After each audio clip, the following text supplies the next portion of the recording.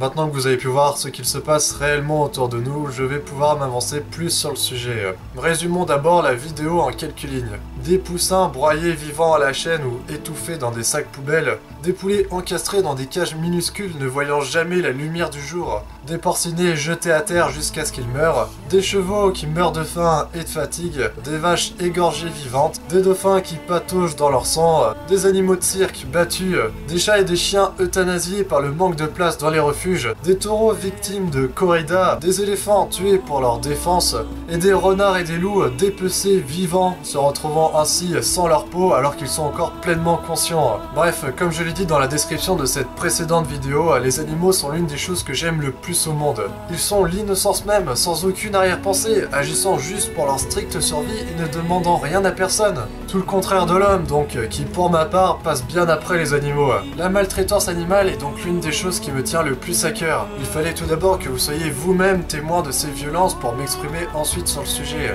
Je n'ai pas fait ce montage de scènes choquantes par hasard. Pour moi, montrer les pires travers de l'homme est un moyen d'inciter les gens à réagir pour se battre contre ce type de comportement. L'important c'est de montrer les images car beaucoup de personnes ne croient pas ce qu'ils ne voient pas. On peut en parler sans cesse alors que les images ont plus de poids. Les images choquantes sont le seul moyen de les faire bouger et de ne pas rester les pieds dans le même sabot à croire que la vie est un monde sans violence. Nous en sommes malheureusement très loin. En Asie par exemple, des millions de chats et de chiens sont tués pour leur peau, leur fourrure et leur viande. Rien qu'en Corée du Sud, 2 millions de chiens sont mangés chaque année. Là-bas, on croit que la viande d'un chien qui a souffert avant de mourir est aphrodisiaque. Les chiens sont donc torturés avant d'être écorchés vifs pour être mangés. Ils sont ébouillantés, brûlés au chalumeau, électrocutés et j'en passe. S'attaquer aux animaux, c'est comme s'attaquer aux plus faibles. Je suis conscient que la loi du plus fort a toujours existé, mais durant trop longtemps, nous avons considéré que les animaux ne souffraient pas.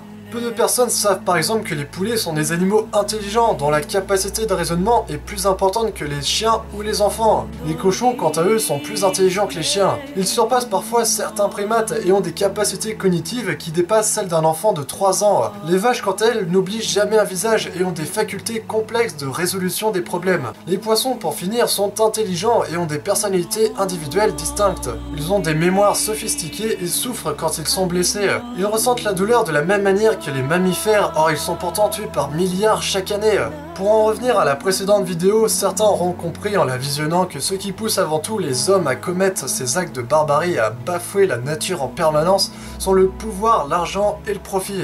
Mais la plupart des salariés que vous avez vus et dont bon nombre d'entre vous ont insulté de tous les noms ne sont pas les personnes à montrer du doigt. Il faut savoir que 50 milliards d'animaux sont tués chaque année en tant que viande de boucherie. À notre époque dite civilisée, on fabrique de la viande comme des automobiles en série. La finalité de l'élevage intensif est de produire le maximum de viande dans le temps le plus court avec le minimum de frais. Ainsi l'animal n'est qu'une machine à transformer les aliments en produits ou en services. Or pour un petit morceau de viande, nous volons à chaque fois une vie.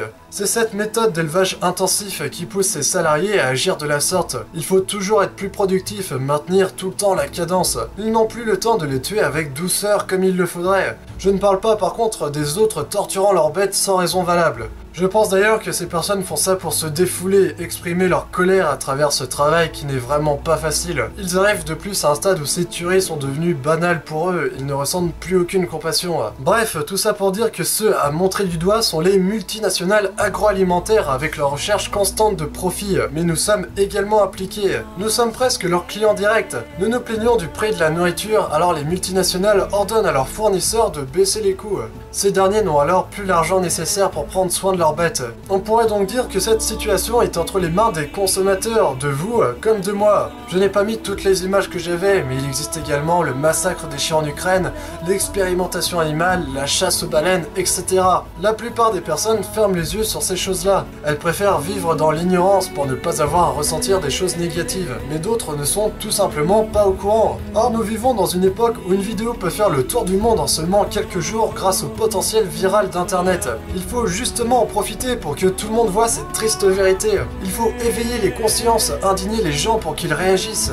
Votre partage est donc le bienvenu, bien que les deux versions ont à présent été soumises à la limite d'âge. Je suis conscient qu'on ne pourra pas changer les choses du jour au lendemain, mais il existe quand même de nombreuses solutions. La première est que tout le monde devienne végétarien, même végétalien si possible. On peut très bien vivre sans viande grâce à certains aliments qui ont la même propriété. Il faut faire avancer les mentalités sur ce sujet. Surtout que la viande actuelle que l'on mange est mauvaise pour la santé. C'est l'une des premières causes de cancer, de diabète et d'obésité avec le tabac et l'alcool. Mais cette solution semble impossible avec les mentalités actuelles, bien qu'elle réglerait tous les problèmes, que ce soit la maltraitance animale, les famines et même la pollution. Car il faut savoir que plus de 50% des récoltes dans le monde servent au bétail et toutes les activités liées à la viande contribuent à elles seules à 40% de la pollution sur la planète.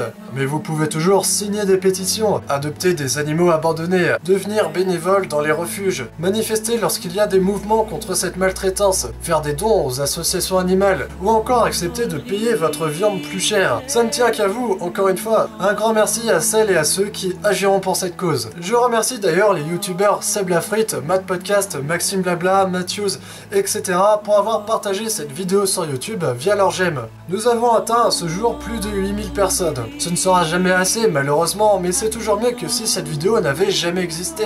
Ces animaux n'ont rien fait d'autre que de se trouver à la mauvaise époque. Et je vous laisse le soin de chercher par vous-même pourquoi j'ai mis une virgule après l'homme dans le titre de la vidéo correspondante. Merci de m'avoir écouté jusqu'au bout.